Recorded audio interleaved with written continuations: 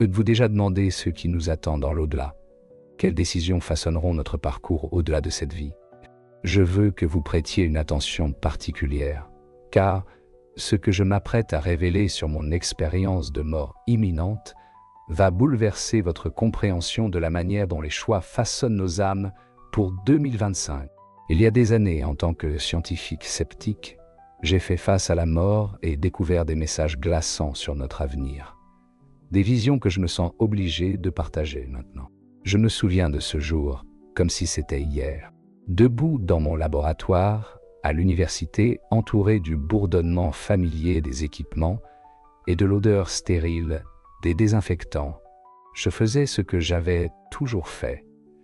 Chercher une vérité concrète et mesurable.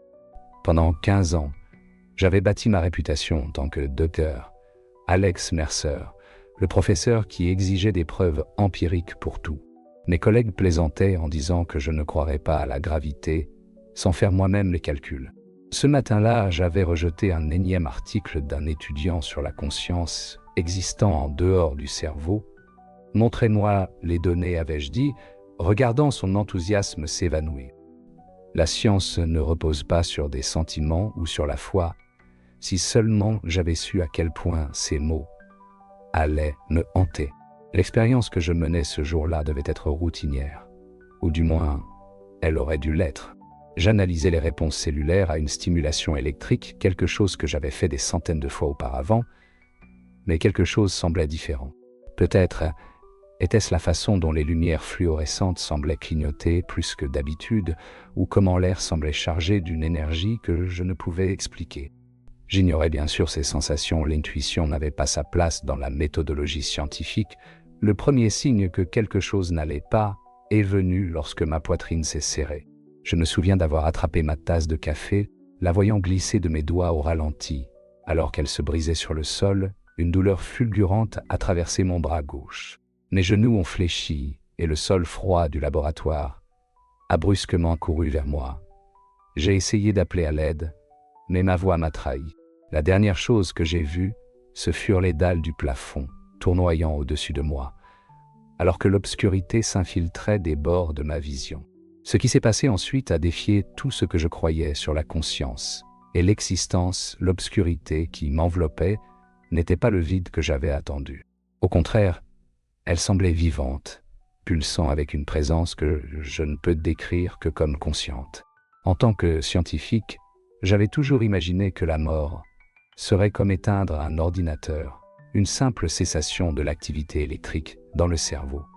Mais cela, c'était quelque chose de totalement différent. Je me sentais flotter, attiré vers le haut par un courant invisible. Le poids de mon corps, la constante attraction de la gravité que j'avais étudiée toute ma carrière, s'évanouissait simplement. En dessous de moi, je pouvais voir ma propre forme étendue sur le sol du laboratoire, tandis que mes collègues se précipitaient, leur voix étouffée comme si elles voyageaient à travers l'eau. Je les observais commencer le massage cardiaque, leurs mouvements précis mais urgents. C'était surréaliste d'observer ma propre mort potentielle avec la curiosité détachée d'un chercheur. Mais ce n'était que le début. Alors que je m'éloignais davantage de ma forme physique, les murs du laboratoire s'estompaient pour laisser place à un couloir lumineux qui semblait exister au-delà de l'espace et du temps.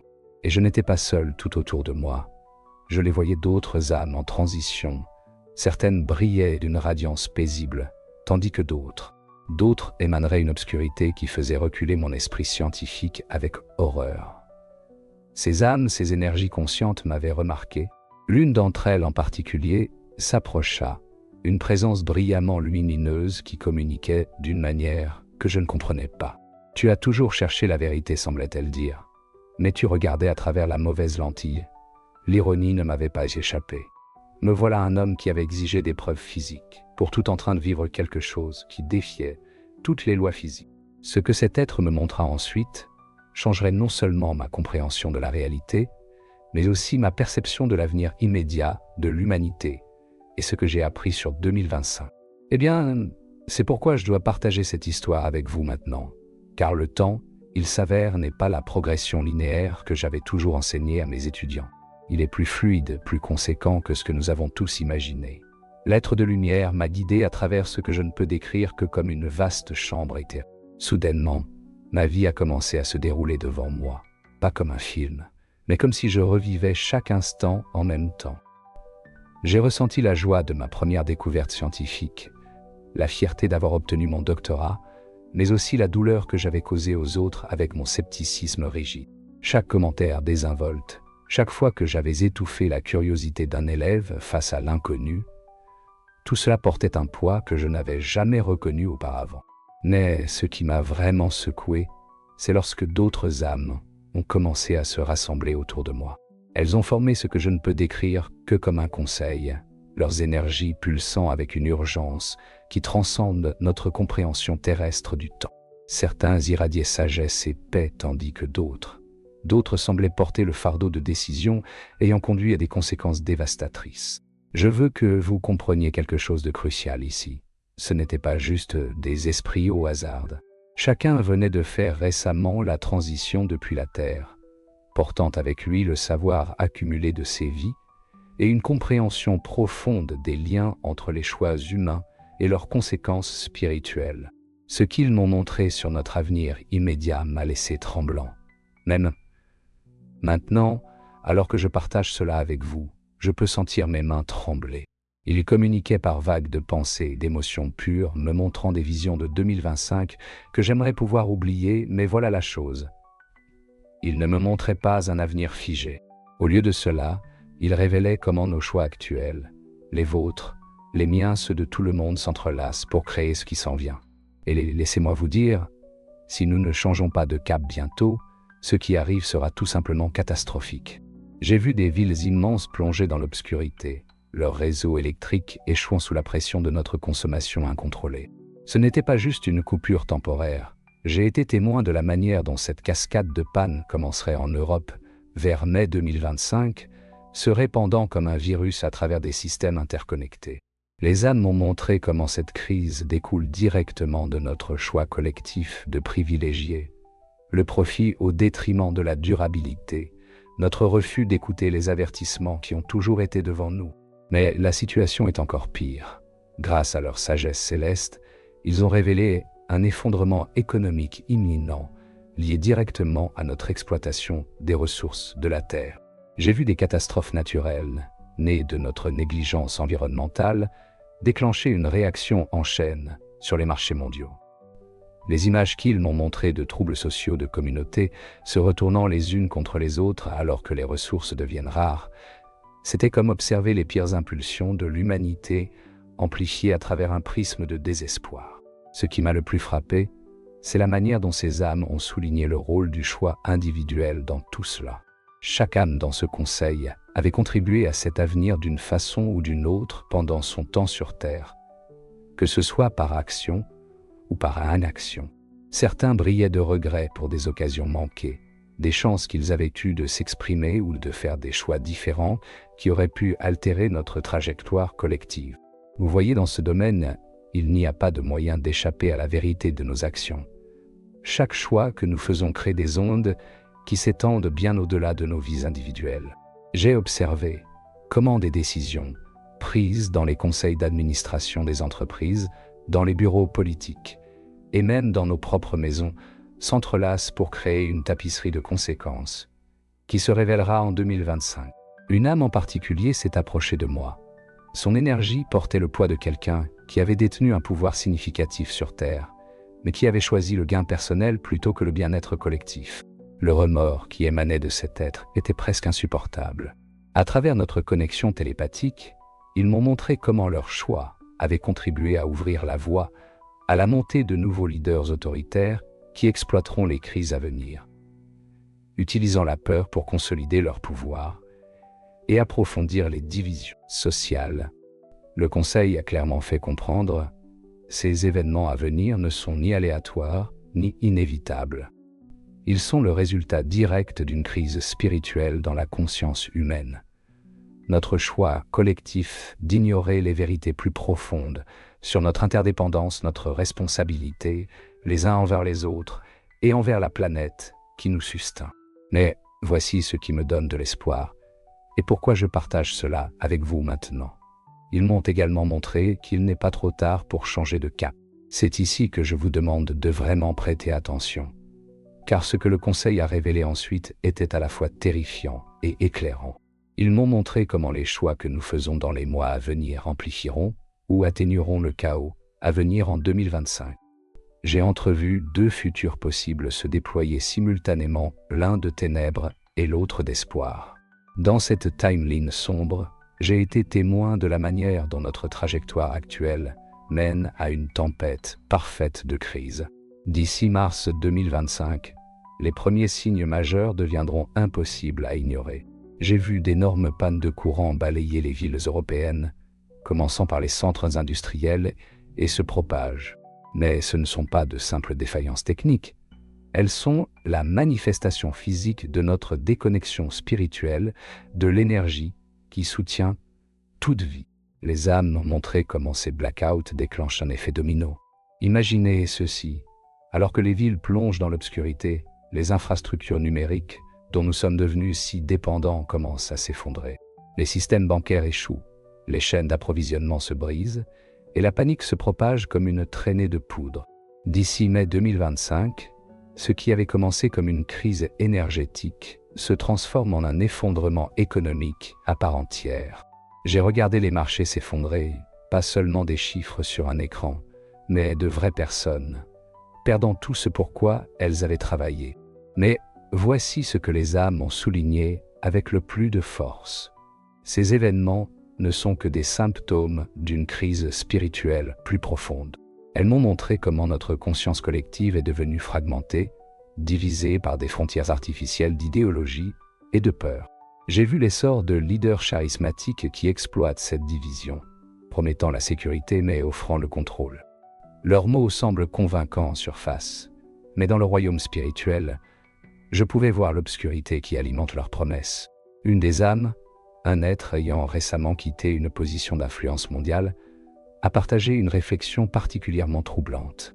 Elle m'a montré comment les réseaux sociaux et les technologies avancées de l'IA seraient utilisées comme des armes durant cette période, créant de si convaincantes illusions de réalité que même les esprits les plus discerning auraient du mal à séparer vérité et manipulation.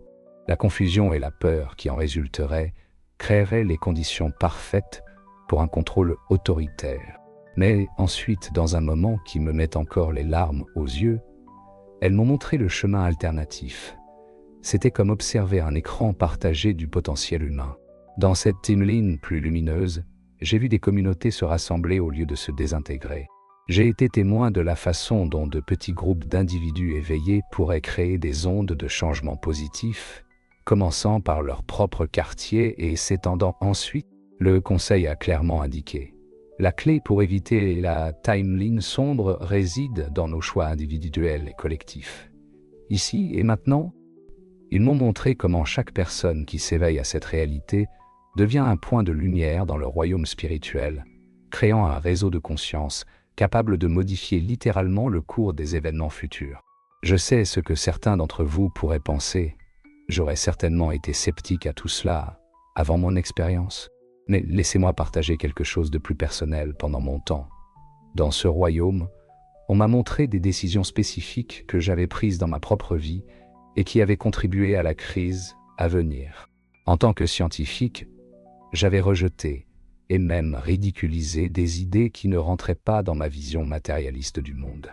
J'avais, à mon insu, contribué à créer un environnement académique où la sagesse spirituelle était perçue comme inférieure au progrès technologique. Les âmes m'ont montré comment ce rejet de la réalité spirituelle a conduit l'humanité à développer des technologies dépourvues de sagesse, à rechercher le progrès sans but, et à construire des économies qui détruisent les systèmes mêmes qui nous soutiennent. Mais ils m'ont aussi montré quelque chose de remarquable. Comment les mêmes réseaux technologiques que nous avons créés pourraient être utilisés pour répandre l'éveil plutôt que la peur. Ce que j'ai été témoin ensuite est peut-être la partie la plus profonde de mon expérience. Le conseil a amené des âmes qui avaient récemment transitionné depuis différentes parties de notre monde. Des scientifiques, des enseignants, des leaders, des gens ordinaires ayant vécu avec une conscience extraordinaire. Chacun a partagé son point de vue sur les changements à venir, créant une tapisserie de sagesse qui transcende toute perspective culturelle ou religieuse.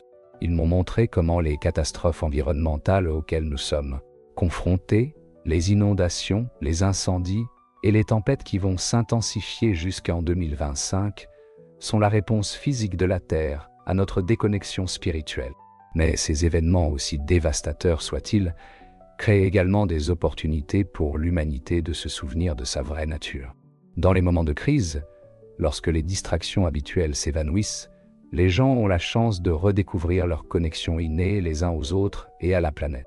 Je ne suis toujours pas tout à fait sûr de combien de temps j'ai passé dans ce royaume. Le temps ne s'écoule pas là-bas comme ici, mais je n'oublierai jamais le moment où on m'a dit que je devais revenir. Le Conseil des âmes s'est réuni autour de moi une dernière fois, leur énergie focalisée avec une intensité qui rendait leur précédente communication presque fade en comparaison. Ils ont partagé un ultime message crucial. Un message que je comprends désormais comme étant destiné non seulement à moi, mais à vous tous. Ils m'ont montré comment l'année à venir serait un tournant pour l'humanité. Chaque éveil individuel crée une ondulation dans la conscience collective. Ces ondulations, m'ont-ils montré, peuvent soit renforcer les schémas menant à l'effondrement, soit aider à créer un nouveau schéma de coopération et de sensibilisation spirituelle. Le choix, et c'est essentiel que vous compreniez cela, appartient à chacun de nous. Quand j'ai repris conscience sur ce sol de laboratoire, mes collègues étaient sidérés. Les lectures du défibrillateur indiquaient que j'avais été cliniquement mort pendant 7 minutes. Selon un des secouristes, ils étaient sur le point de déclarer le décès quand mon cœur a soudainement recommencé à battre. Mais l'homme qui est revenu à la vie ce jour-là n'était pas le même scientifique sceptique qui s'était effondré. Les premières semaines après mon expérience ont été difficiles pour le dire gentiment. Comment un homme de science peut-il intégrer quelque chose si éloigné des frontières de la compréhension conventionnelle? Je me suis retrouvé à parcourir mes routines quotidiennes comme un étranger dans ma propre vie. L'enseignement est devenu particulièrement difficile. Comment pouvais-je me tenir devant mes élèves et prétendre que le monde matériel était tout ce qu'il y avait? Mais peu à peu, j'ai commencé à comprendre pourquoi on m'avait renvoyé. Les âmes dans ce royaume ont clairement indiqué ceux d'entre nous qui ont entrevu ces vérités ont la responsabilité de les partager. Pas pour convaincre ou convertir, mais pour offrir une perspective qui pourrait aider les autres à faire des choix plus conscients alors que nous approchons de cette période cruciale. Laissez-moi être clair sur quelque chose. Je ne suggère pas que nous devrions paniquer ou céder à la peur face à ce qui s'en vient. En fait, les âmes m'ont montré que la peur et la panique ne font qu'accélérer la chronologie sombre. Au lieu de cela, elles ont souligné l'importance de faire des choix conscients depuis un lieu de conscience et de connexion. Que signifie cela en termes pratiques? Cela commence par des changements simples, mais profonds, dans notre vie quotidienne. Lorsque nous prenons des décisions qu'elles concernent notre consommation d'énergie, nos choix alimentaires, nos relations ou notre travail, nous devons considérer leur impact spirituel et pas seulement leurs conséquences matérielles. Les âmes m'ont montré comment ces choix apparemment insignifiants créent les fondations de changements systémiques plus larges. Pour ceux parmi vous qui pourraient être sceptiques, croyez-moi, je comprends. Il y a 1 an, j'aurais rejeté toute cette histoire comme une hallucination, un tour que joue un cerveau mourant, mais j'ai compris qu'un véritable scepticisme signifie être prêt à remettre en question non seulement les croyances des autres, mais aussi nos propres hypothèses sur la réalité. Je partage cela maintenant parce que le temps nous est compté. Les âmes ont rendu cela absolument clair. La fenêtre pour changer notre trajectoire collective se ferme rapidement à mesure que nous avançons vers 2025. Mais, et c'est crucial, elles m'ont aussi montré qu'il suffit d'un pourcentage relativement faible de l'humanité s'éveillant à ces vérités pour commencer à modifier la temporalité en faveur d'un dénouement plus positif. C'est là que vous entrez en jeu. Chaque personne qui regarde cela en ce moment a le potentiel de devenir ce que les âmes appelaient un nœud d'éveil dans la conscience collective. Vos choix, votre conscience, votre volonté de considérer des perspectives au-delà du matériel. Cela crée des vagues qui affectent bien plus que votre vie individuelle. J'ai passé les mois depuis mon expérience à documenter tout ce que j'ai vu, à le recouper avec les événements et les tendances actuelles, et à me connecter avec d'autres qui ont eu des insights similaires. Ce que j'ai découvert n'a fait que confirmer l'urgence du message du Conseil. Les signes qui l'ont montré commencent déjà à se manifester. Alors, je vous demande non, je vous supplie de prendre cela au sérieux.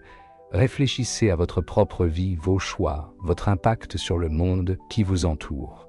Partagez ce message s'il résonne en vous. Connectez-vous avec d'autres qui s'éveillent à ces vérités plus profondes. Car ce que j'ai appris dans ce domaine, au-delà de la mort, c'est que nous ne sommes pas de simples observateurs de ce qui vient. Nous sommes des participants actifs dans le choix de l'avenir qui se manifestera. Rappelez-vous, les âmes m'ont montré les deux temporalités. L'obscurité que j'ai observée n'est pas inéluctable.